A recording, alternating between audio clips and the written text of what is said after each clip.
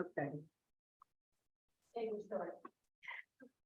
To hear about the history of our temple, how it started with some of the original founders, some members who came in later. Anyway, we're very excited to hear and to see some of the memorabilia.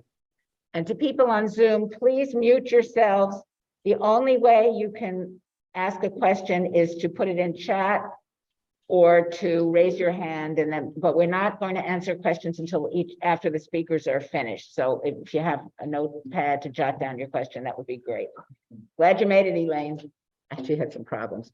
Okay, so thanks again. I'm going to turn the program over to Sharon, and I hope you'll be coming to more of our lunch and learns. I'll mention something at the end about the next one. Well, we have to thank Elena for that. Thank you. There's always surprises around here and good ones. So that's great. Okay, so glad to see everybody here in person and on Zoom. I'm so glad to be here. As I've said to my... Okay. Great, okay. So today we will hear from 4 of us who were there somewhere along the way as a Jewish dream became a reality. It's the story of how 19 charter families grew to more than 90 member families of the Wyckoff Franklin Lake Synagogue, which is our official name.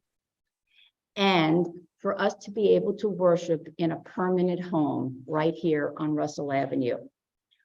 We will explore the happenings from 1972, when the dream first began, to 1979, when we finally broke ground for this building.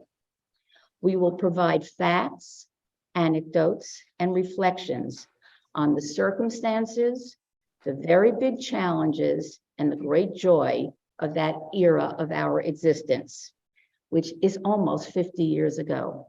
So we've got a celebration someplace here. This story is the foundation, literally and figuratively, of how we grew to be the Jewish community and have this beautiful synagogue that we are all in today. So in fact, and this is really important, it's all of our stories, okay? And can everybody hear me? So in fact, as I said, this story belongs to all of us. And our goal here in the telling is to continue to be retold. So for generations, people will understand how we began. Phyllis is one of the original 19 charter members. So she will share her account of those very early years through the telling of her personal journey. So I'm going to turn the microphone and the camera over to Phyllis, who's going to begin.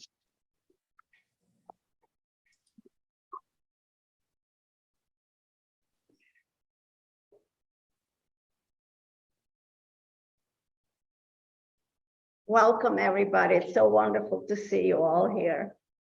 So, as some of you might know, I came to the United States and from the Soviet Union in 1965, where being a Jew was less than a pleasant experience. Both of my parents were Holocaust survivors.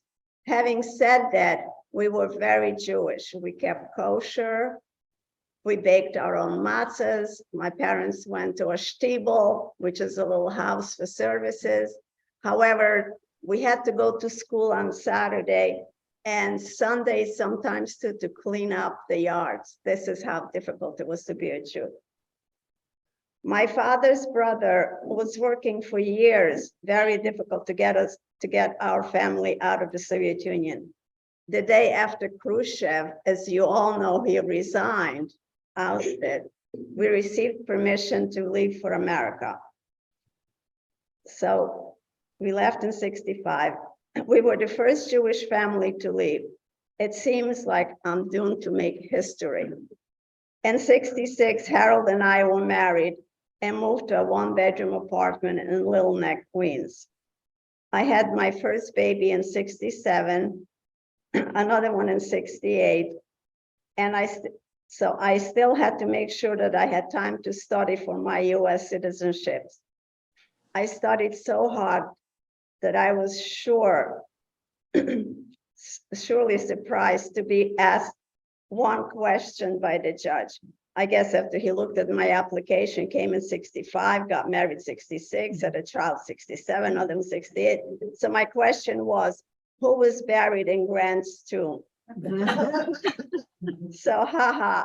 So after that, so I answered him. And after I got my American flag, after I got sworn in, I looked at it and I said to him, well, how come this flag is made in China? He was shocked. So he told me he'll never forget me. I think I passed the test on my question to him, not on his question to me. At that time, Harold was working in Jersey City, so it made sense for us to buy a home in New Jersey. Living in a Jewish community was very important to me and to us. We looked in Patterson and got talked out of that. We couldn't afford Wyckoff in '69. Harold had a friend in North Halden who told us about a lovely brick ranch for $42,000, which we could manage. I saw a nearby house with the name on the mailbox, Wise. And so we verblunged. And if you came yesterday to the Yiddish Winkel, you would know what verblunged. Does anybody not know what verblunged means? So we got lost in North Halden. That's a Yiddish word. You can imagine how disappointing it was for us to find out that we were the only Jewish family in town. And by the way, the friend also told us, well, North Halden has a Jewish mayor, Alvin Blau, who also became a member eventually. We did the next best thing and sent our children to Yavna Academy in Patterson. In 1972, Harold joined the Merchant Marines. I was home with 2 babies, not knowing anyone in the immediate area. I wish I had known about the JCO, the Jewish Community Organization that had been organized in the early 70s. It was an organization that brought together Jewish families for barbecues, potluck dinners, and other social events. We have some copies here of the JCO directories that show that you could see it's on the table. And in 1976, 217 families were members of the JCO. They lived in surrounding areas, Wyckoff, Waldwick, Allendale, Franklin Lakes, Oakland. Now back to my story. One July afternoon in 1973, we had a visit from a gentleman from Franklin Lakes. He introduced himself as a Jewish man by the name of Barry Yucht. He had heard about us through our Yavna connection.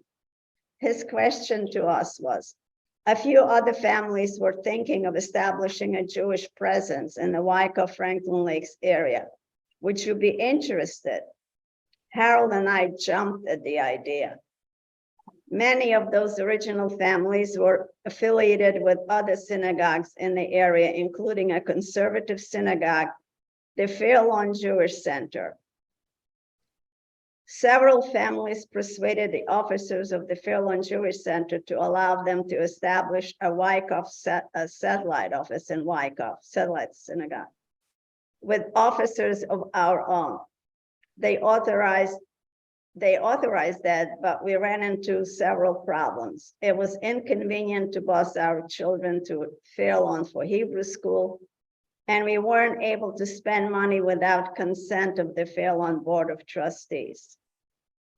Due to these issues, we realized that we needed to become an independent synagogue. In the spring of '75, 19 families gathered for parlor meetings at each other's homes and began the process of finding a rabbi, creating a budget, and seeking support for the project. On June 16, '75, a charter was drawn up and all 19 families signed. Harold and I were number 5 signature. Like the JCO before us, we were renting the Wyckoff Women's Club for our events and meetings. The Women's Club was cozy, but at times As time went on, more families were joining and space was getting tight. In 76, the congregation grew to 65 families. It was an exciting time. I recently asked my daughters what they remember of those years. Well, my older one remembered having to walk from North Haledon to the Wyckoff Women's Club on Rosh Hashanah and Yom Kippur. And my younger one remembered the beautiful carved watermelon boats. She loved the Kiddush. At that time, I was working in North Haledon with Alvin Blau as a real estate agent and suggested that we rent the North Haledon Firehouse for Rosh Hashanah and Yom Kippur. We had an observant rabbi at the time. I was able to find him an apartment across the street so he would not have to travel. So we schlepped the prayer books, the Torahs to North Haledon. We were in business. It was time to think about building of our own. In 77, the member families authorized the synagogue officers to look for land. I found a piece of property in North Haledon, 5 acres was the zoning. At the same time, the Reformed Church was also looking to build in Wyckoff. And so, of course, the synagogue was rejected. And what's there now? It's the Reformed Church is on that spot. So at this point, I will turn it over to Ed Friedland. He will explain he'll tell us the story of what happened afterwards. Okay.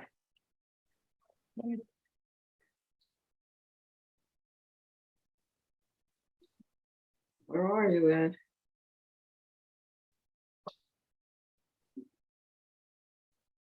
The history that I'm now going to present is to the best of my recollection.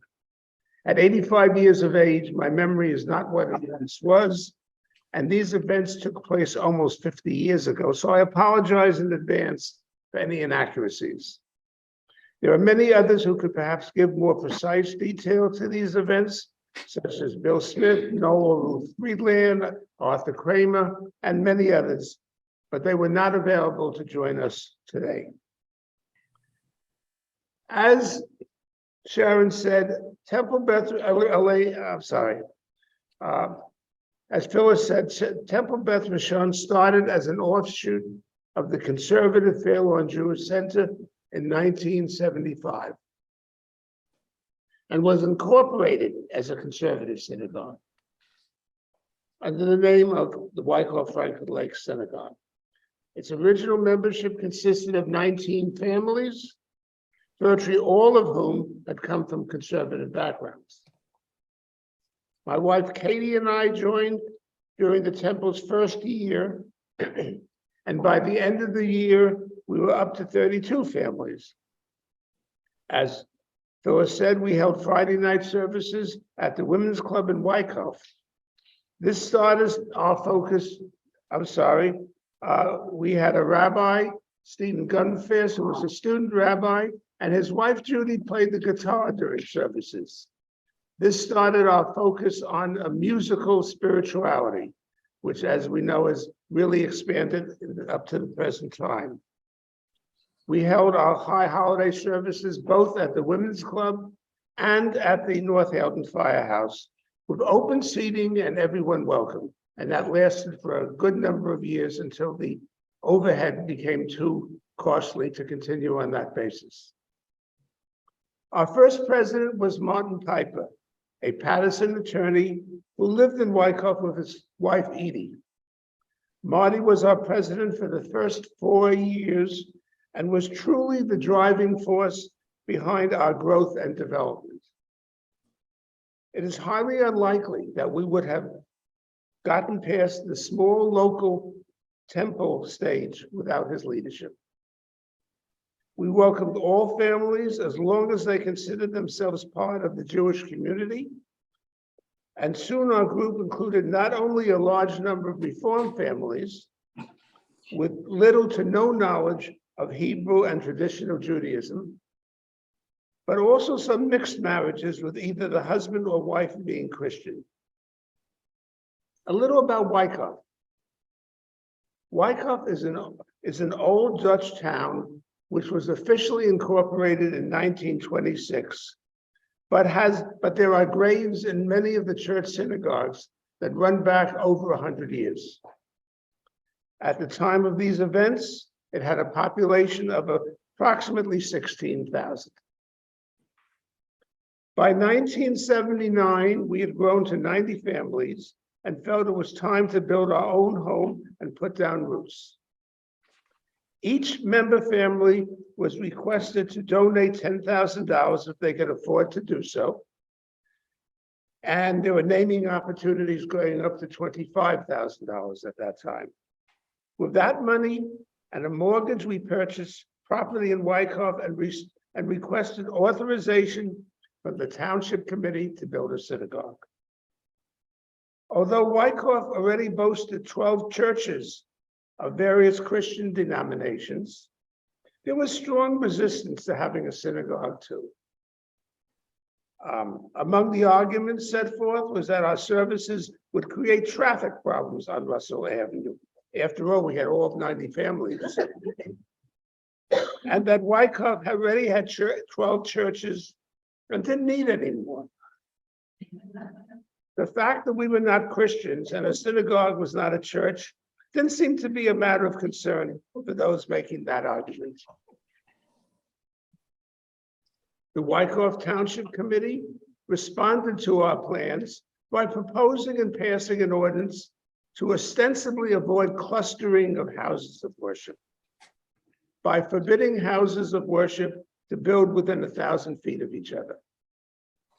Since the Grace Methodist Church was less than 1,000 feet from our property, this would effectively prevent us from building our temple.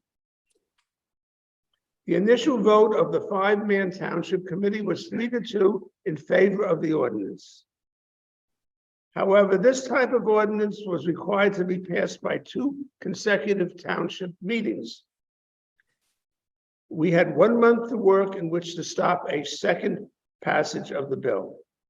Our temple leadership then went into action. We were apprised by insiders that 2 of the committee would most likely continue to vote to support us, and 2 of the committee would definitely vote against us regardless of anything. The 5th, who was the mayor, was undecided. Our president, Marty Piper, found out that the best way to prevail would be to mount a petition campaign to demonstrate support from the town's registered voters, which the mayor would respect.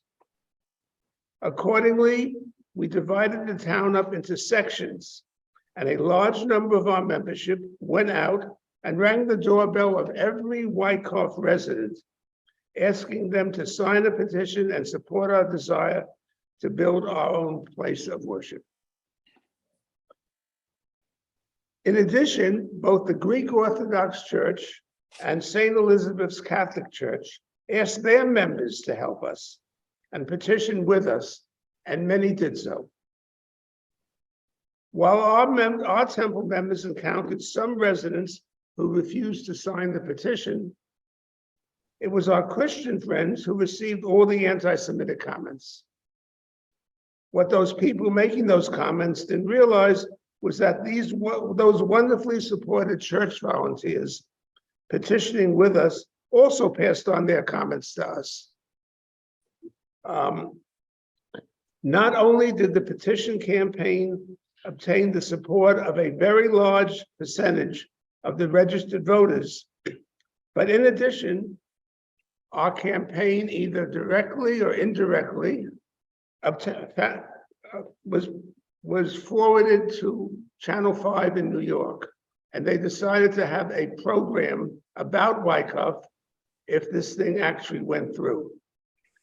This caught the attention of a lot of people in Wyckoff, and including the mayor.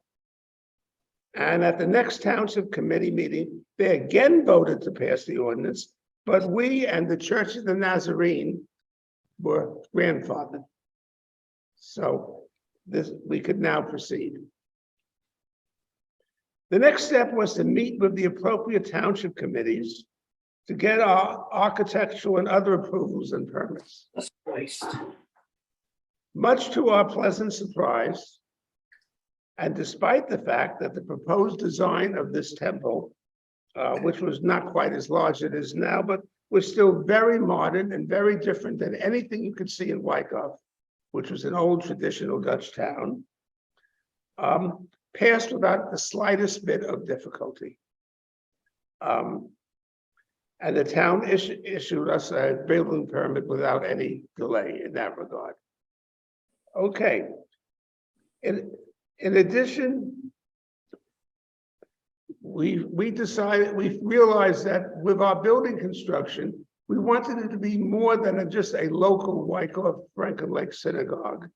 And we changed our name to a more regional name, which was what it is now, Temple Beth Rishon, which means first house.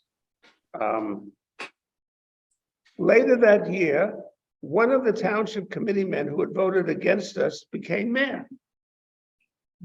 Shortly after becoming mayor, he asked me, because at that time I was an officer, to come to his office. And when I got there, he said directly to me, "Everyone thinks I'm an anti-Semite. I am not an anti-Semite," he said. "If I was, I wouldn't hesitate to say it openly without any hesitation." He said, "That's who I am."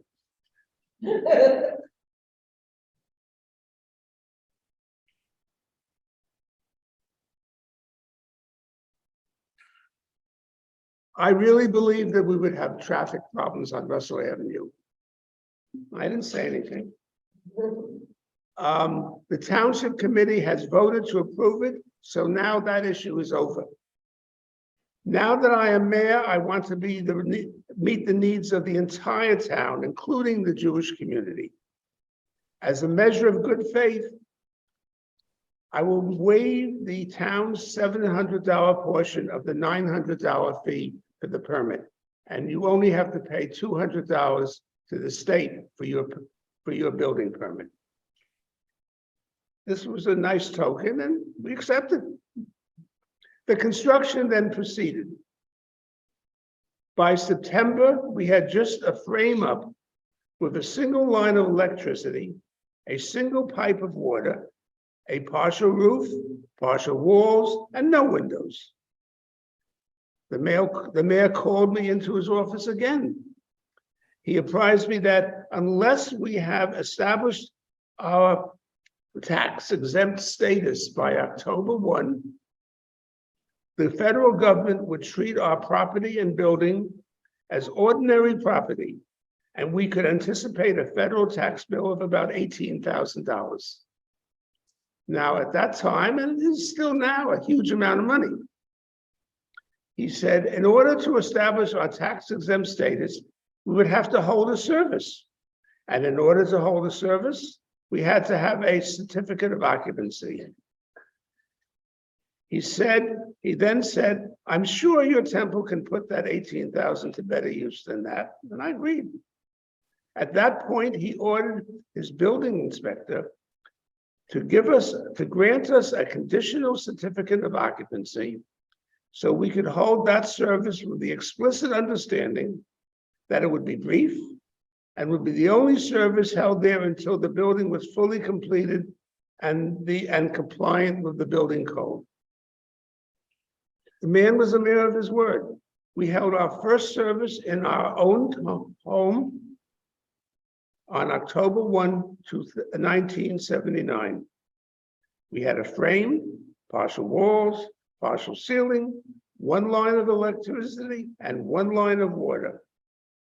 This service is particularly memorable to me personally, as on that day, Rabbi Albert Lowenberg conducted my daughter's baby naming.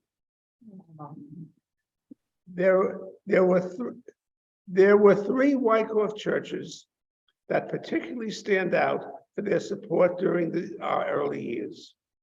The Grace Methodist Church and the Church of the Nazarene, which was then the name of the Bergen Christian Testimony Church across the street from us, made their parking lot available to us for the high holy days. And the Wyckoff Reformed Church, which held joint services with us, both at their church and at our synagogue. There's another aspect of our temple's early history, which is actually more threatening of our future, and that was the termination of our temple's identity. As I mentioned earlier about being chartered conservative and being formed by conservatives, the majority of the influx of members was Reform.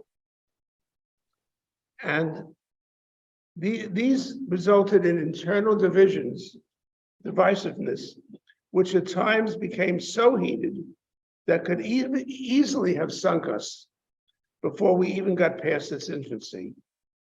But that story is beyond today's presentation and will be reserved for another session.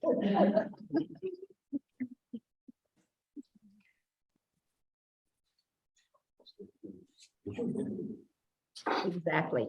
Will there be sushi? So we're going to move on, and actually, so you know that Ed was vice president of religion during at that time, and so he was certainly well poised to be so knowledgeable and passionate about what went on. So now we're going to move on, and I'm going to introduce you to Alan Ganser. Alan still covets the 1979 first ad journal and directory provided at our first annual gala. So as you see, by early 1979, we had broke ground, and now we were ready in the spring for our first gala. As a BOT member in 1979 and co-chair of that first fundraiser auction, he will share some of his insider insights, and he will explain the posters that he's prepared from the ad journal. Thank you. So as you've been hearing between Phyllis and Ed, you heard about some of the trials and tribulations, the struggles we went through in the beginning. So I get to talk about some of the fun stuff. In December of 1979, we held our first social event in this building. It was the auction. It was chaired by myself, Sid Gold, Arthur Kramer, and Ken Steinhaus. It raised over $100,000, which was way more than we expected, and it was an incredibly successful evening, and it really got us off to a flying start. It was held in what's now the sanctuary with a concrete floor because we couldn't put down carpeting yet until the building settled. I guess we had fluorescent overhead lights, but nobody really cared. It was just a great evening. So I brought the ad journal from that year, from our groundbreaking, and I blew up some of the pages that you can see in there. The first one on the upper left. Thank you. Yeah, that's the officers and trustees of the temple in those years, including Ed Freeland and Ed Goldstein, who was a vice president at the time. Next to that is the Sisterhood Board. And on the Sisterhood Board is Sharon Weiss, now Sharon Weiss-Glassman, and Carolyn Ganser, who is still Carolyn Ganser. There's a couple of pictures down there of some of the kids at the time, and what it shows you is how child-centered and how growth-centered a temple always was. One is the Purim party. I'm not sure what the other event was, but that is Rabbi Luckstrom's wife in the lower right-hand corner, working with some of the kids. She was our kind of resident guitar player in those days. I don't really remember that, to be honest. Judy Grunfest. It might be a drop before our time. We joined in '78. I guess we were around the 70th member or so to join. But Ed was able to point out a couple of those kids, one of which is I guess Nancy Steinhaus, and I'm not sure who the other ones are. On that corner, and this is worth actually when we're done to read about, the message from the Rabbi Grunfest, who was rabbi at the time of the groundbreaking and the printing of the ad journal. Rabbi Lauenberg actually followed him shortly thereafter. There's a message from Marty Piper, the president, and a history of much abbreviated of what we went through to get this place built. And those of you who remember, it was a terrible time, but we prevailed thanks to Ed and all the others. And the next picture is, that was the first time we had, before there was a building, before there was anything, at the future home of the synagogue. And Ed Goldstein was able to remember, that's Karen Dunn in that picture, who was actually a classmate of my son Jeff's. I could have named her in a million years, but we thanks Ed. And if he's wrong, nobody's going to know. So, and that's really kind of what I wanted to bring up today. You know, from there, the rest, as we say, was history. We got past our women's club days, we got past our firehouse days, and then we're here. 2 expansions later, we're in this beautiful building, and we're all very proud of it. So I thank you. And as a part, You don't know if I hope that easy. as a party favor, everybody can get a copy of this story. So really, our goal is to spread the word, to pass it on. And so we took on the charge and we're going to pass it on to you. So this is that abbreviated story that was in that journal. We'll have a copy. And By the way, the journal is sitting on that table in the blue book. Please feel free to leaf through it, look at it. It's kind of a walk down memory lane from names of people, businesses that were there in those days. It's a little fragile, so please be gentle with it. The glue is kind of dried out after 40 years, but it's definitely worth looking through. When did you make copies of it? Oh. Ah, Right. It's a party, right? We need to have some party favors. So that's basically a summation of our story, and we try to make it personal because it was very personal. But in fact, it was historical. And so I want to just kind of close by giving you a little brief understanding about how this project started. It actually started 2 years ago during the summer when I got a phone call from Ruth Friedland. And actually Ed mentioned there are 2 other Friedlands, Ruth and Ed. They weren't able to be here. They're down in Florida. And Ruth called me, and I know, sorry, no. And Ruth called me and she said she's cleaning out her basement and she's come across all these articles and documents that she saved from this period from January 1978 through April of 1978. And she wanted to put it in the hands of someone who she knew would do something about it. So there I was in the middle of COVID with this charge that was here. So it's taken 2 years to kind of make good on that promise that I would. But the first person I approached was Jack Zakum. And unfortunately, he's not able to be here, but he is a member of the Jewish Historical Society of Northern New Jersey, a member, fantastic. Okay, fantastic.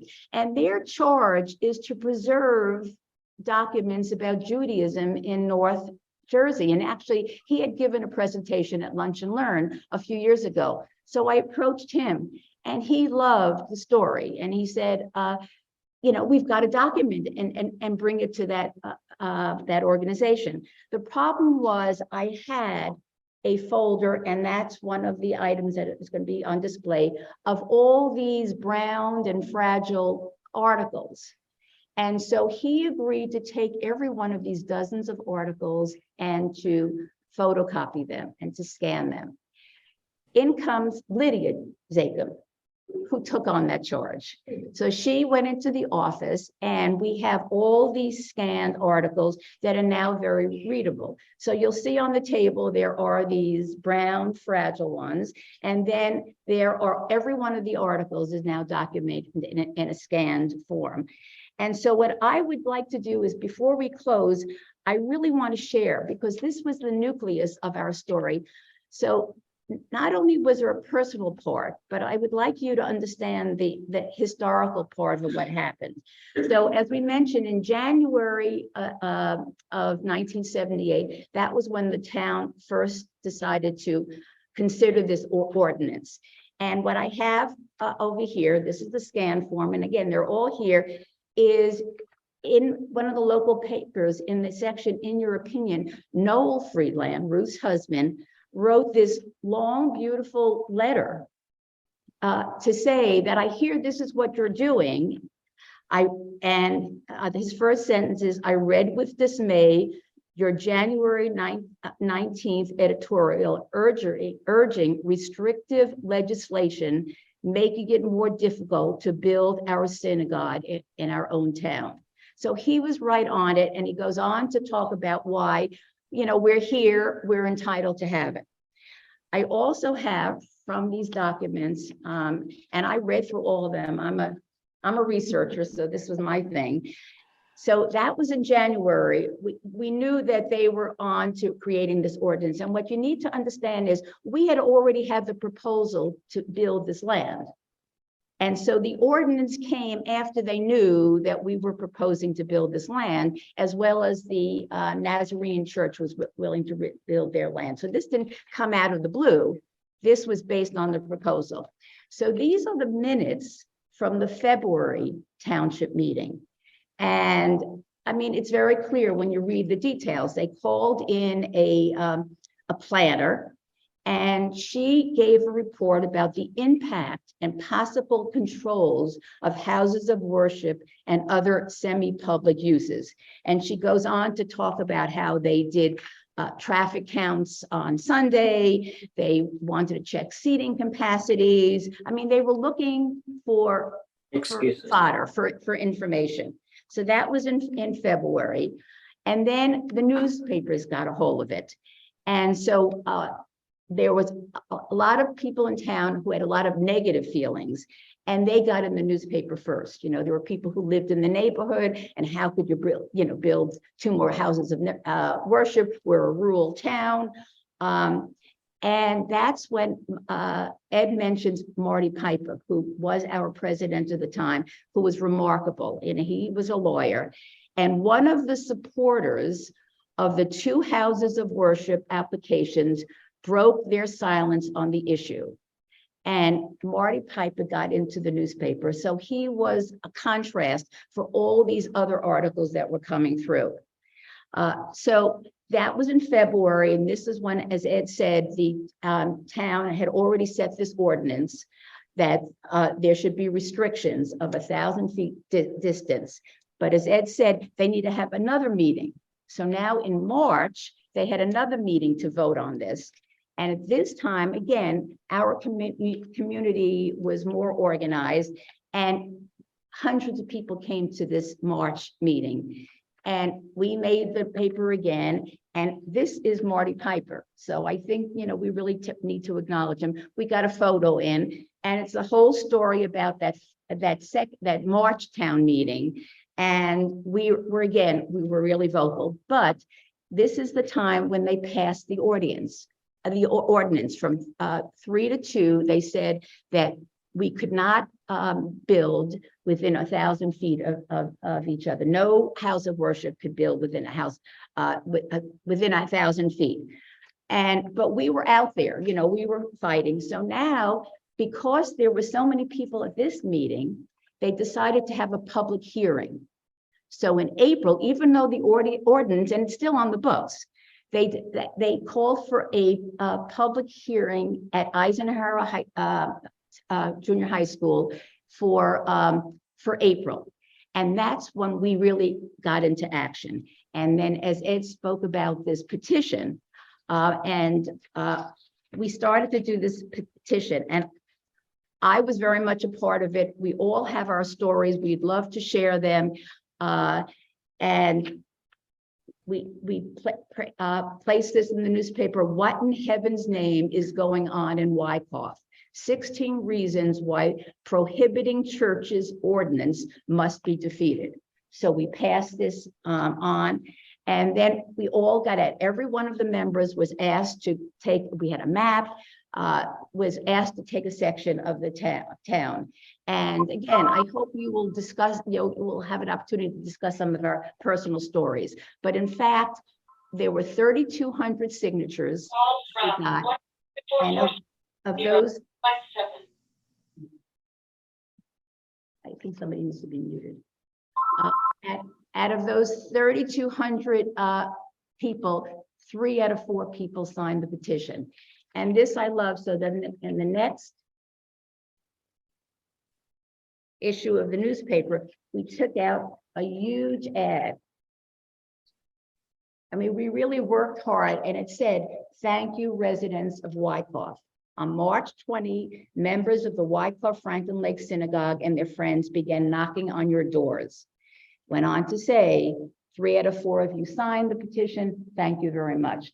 So when in April, when we had this town meeting, this public hearing, the planners who originally had that report in January about why we can't have these synagogues had come up with modifications, including the fact that we should grandfather in our synagogue and the Nazarene, because we had already had our proposals in when the ordinance was present. So in fact, that's how we, that's why we're here.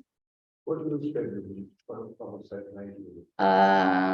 This is the Wyckoff, it was called the News at the time, but it was the Wyckoff News. And so, I mean, again, we have all these documents. It's really remarkable that these were all saved.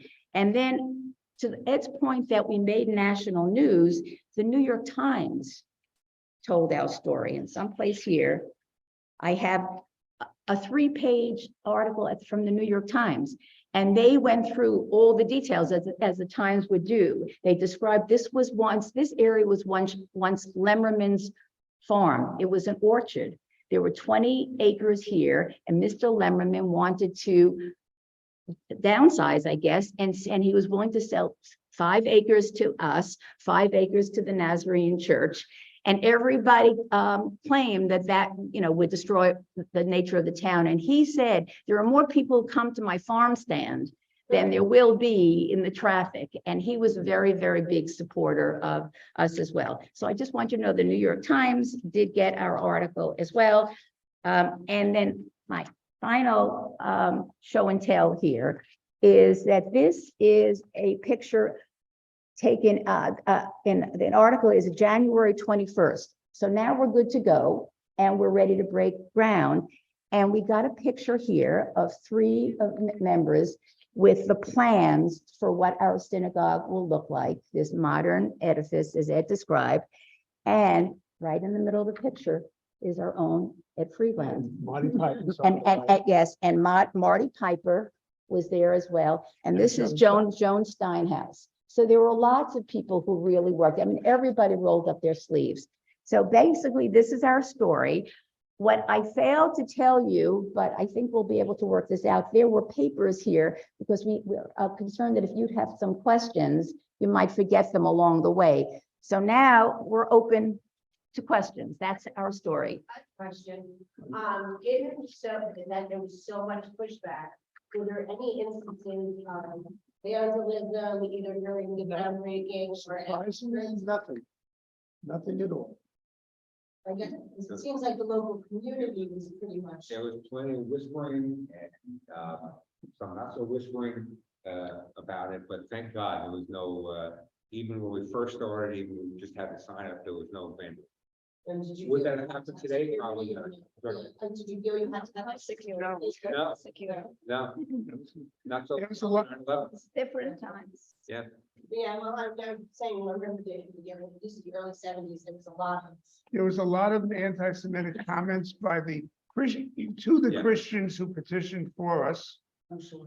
And they were with us all the way, and they actually told us name who said what and everything else. So we were very aware of who was looking out to get us and so on, but nothing ever happened. And one of the articles that I have here is, this is an opinion piece in the newspaper. This is the language, one of the most divisive issues in years. Emotions have been running very high. Some of us claimed a direct threat to the constitutional our rights. The others said there were serious zoning problems. And this article asks for a cooling down. It says, let's all calm down. Let's come to this public hearing in April. So it was basically a lot of verbal taunts on both, To your both sides. question before, we have had one significant anti-Semitic exposure, someone with a house behind the temple was constantly raising objections to anything and everything we did, claiming we were destroying the peace and so on. And once actually hung a PLO flag on their property to taunt us. And we elected to ignore it all. We had a call from, we had a subsequent call during the Desert Storm. I happened to be in the office at the time when this came through. Someone called saying, basically, just like Saddam is going to get the United States in Kuwait, we will get you here. And it was not an Irish accent either. It was a very, very Middle Eastern accent. There were people that certainly carried on not wanting us and making us feel as uncomfortable as they could. At that point, we did get security after the call from Patterson. And everyone recommended that we do not publicize it because you'd start to get copycat phone calls, which we really did not need, and nothing ever came of it. Any other questions? We have a question Online? online. Just a comment that the four presentations were absolutely terrific, and this relation of the topic could be better. Thank you. May I add something? At the time when these hearings were taking place, both Susan Sorkin and myself were members of the Ramsey temples. So this was not our temple, but I was also a reporter for the Bergen Record. I did municipal meetings, and I was assigned to the one or two of the meetings that happened for the building permit for this temple. And the place was just jammed with anti-Semites. The words that came out were shocking. They even retreated into a private room, and I managed to get in there. And some of the things that they were saying about the Jews were just awful. They wouldn't allow me to put a lot of that stuff in my article, the record, but the article did run. So if you can find it, it could be interesting for you. Thank you, Jane. Thank There was you. some more hands. David? When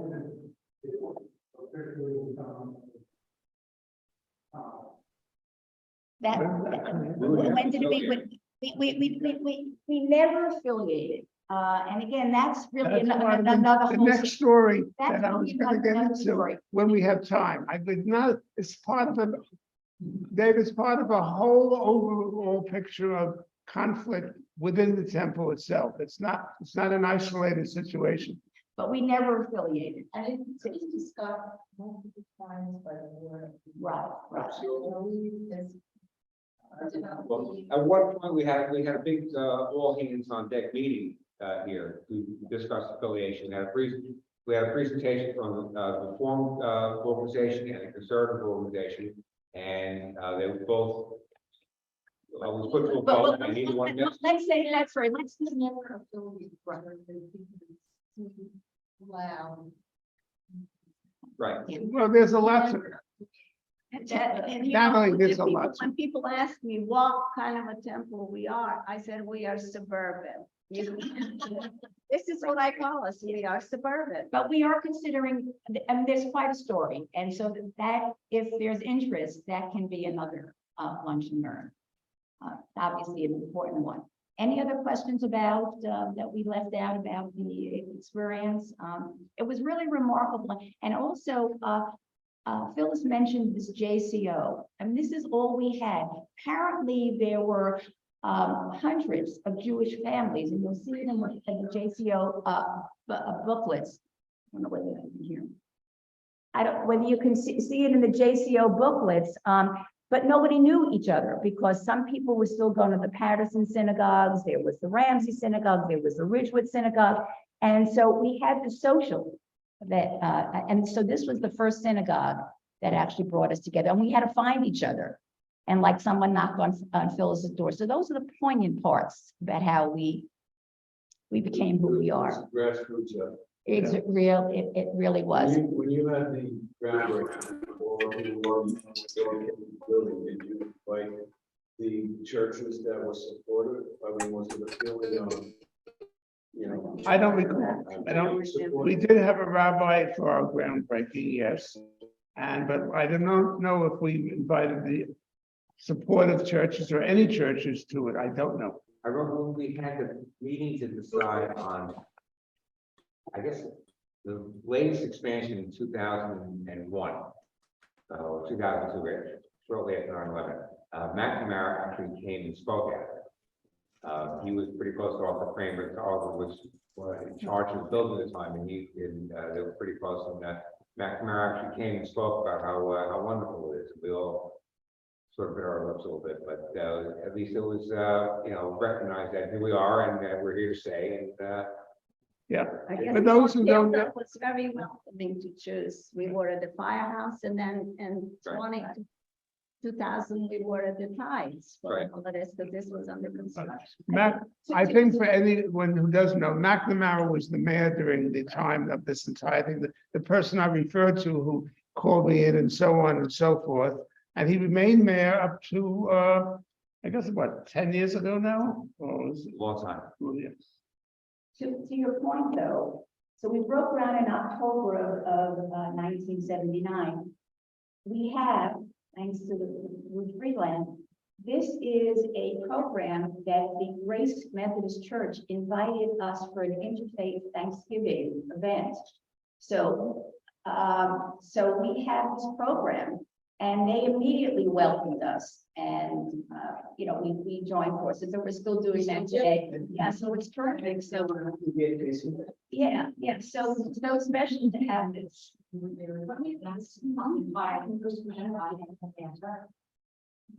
First rabbi in Canton, you want to talk to them? Ed Goldstein was there also. If you want to, What was the question? first rabbi, Well, we didn't have a camp. right, his The wife. Rabbi Stephen Stephen Run. Run Yes. and his wife. Judy, He was a student. He was a student. he was a student. He was a token rabbi, as his wife. We did not hire an individual, a token cantor, I should We say. lived right across the street from the women's club in Medcar. And we would stay at our house because it was walking. He and Judy would stay at our house because it was walking distance to the women's club. But he was a part-time rabbi. Yeah. I remember by the time Rabbi Wallenberg came on board, that's about when Carol and I joined. We had a cantor whose name I don't remember, who played the guitar. He was probably our first, I don't remember his name, and after that was Stephen Sherrod and Elon. A lot of Just rabbis. Echoing what Bob said. I just want to thank everybody. Hearing some of these historical facts was emotional to me. And I want to thank you, Phyllis, Alan, Ed, and especially thank Sharon for putting this together. I mean, it really is an important story, and it's great to have the interest of more recently joined members to hearing this story. But I think it's such an important story and an emotional story that I'm going to suggest that this may be a budgetary item that this be videotaped and actually make a series of videos that include what we heard today, include anecdotes, interview those of us that participated at every stage of our history, I think what people. and put it on the website and let the entire membership have access to this information. Well, I don't want to sugarcoat it a little bit, but what you have to appreciate at the time was the viciousness that we encountered in those early meetings to get the building passed. I mean, it wasn't just a conversation; it was outright vicious. Well, but And you were- I you think were in terms of positive side, Yeah. what I hope was evident to everyone here was the spirit of our founding fathers. We were not part of the 19, I think we were number 35, but we joined in 1975. And we had just moved here in 75, and we had our daughter Stephanie was born, and we went to the synagogue in Ridgewood to have the baby named. And we were so impressed that we spoke to the rabbi there, I can't remember his name, and he said, we'd like to join. He said, you're more than welcome, but I just want to tell you, there's a new synagogue being formed in your town, and it might be better for your family to be part of that synagogue. And that's when we joined. But the spirit that pervaded everyone to do all the work. We had no building. We used to meet, the board meetings were in people's houses. We used to rotate around people's houses to have the board meetings. And I remember when we first got the CO, Sherwood Titel, who's no longer with us, said, no more meeting in people's houses. We have a temple, we have a building, we're going to meet there. So, And his was the first funeral here, I remember. Stan, you had a question? Well, not actually a question, but we moved here in '76, and it wasn't, I think it was just a couple of years after that, that the question came up of having a second day off for the Jewish high holidays. And there was such a turnout that they had to use the Eisenhower School auditorium for the community to attend. And the argument by the school board was that they couldn't afford the extra day off in the school calendar, which, if you do the math, it means once every 3 or 4 years, because we have weekends, once every 3 or 4 years, you need an extra day. So they couldn't afford the days was nonsense. And now I come to the present. A year ago, I attended a few school board meetings at Eisenhower, and there were people who, I don't want to get into the politics of it, but there was a large group of people who didn't want the history of the United States taught fully here about slavery and stuff like that. And this was a large presence even a year ago. So there just seems to be a pattern. So the last thing I'll say is that we have an election coming up, and I hope people will pay attention to the school board members. Yeah, it's getting late. I just want to make a comment that we do something in front now. One of the things that I've noticed is a little bit from family members and the desire to have a building, and why it was important for the community to have a building standing and people supporting. Because I think in this day and age, a lot of people who live in this community, younger people, they don't understand. It's here. And so they bought here because they thought it was a temple here, but they don't feel an obligation to go along to the temple for any reason. And I think that if this would be expressed somehow, it might be, So why don't we privately, forget, we always want to go from here. What we really wanted was, what Ed said, we wanted you to come away with the spirit, the joy, the sense of community. It was incredible. We had potluck meals. We all came together. I mean, everybody wanted to eat. It was one family, and that's the takeaway, that we, those who started had their passion, and we would like that passion. I'm sure Elena would love that passion also to come back. This was part, a heart for experience, and let's bring that back. So, if you're tired of sitting, if Michael would say, if you're tired of sitting, please get up, have a cup of coffee. I'd like you to look at the stuff there. I don't want to hold anybody up. I just wanted to emphasize what Ed said about making a video, because I know synagogue my son joined in Tennessee, they had a video for membership, and it was the issue.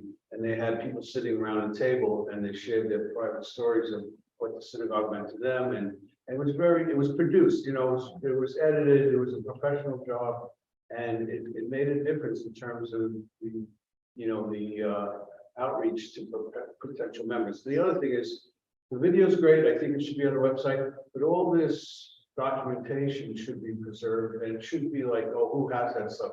There really should be a place that you can, in the building or somewhere, where it can be protected. Right. And that's why they're copied, and I would love this historical society to get the report, so we've got more work to do. Susan? I think I would create a mini museum within the county. Maybe that. There's some ways too for them to protect the documents, like there's like a good page. To from the light, some light. And they're all photocopied, so, you know, they're here are the visual ones as well. Nice show. Well. Okay.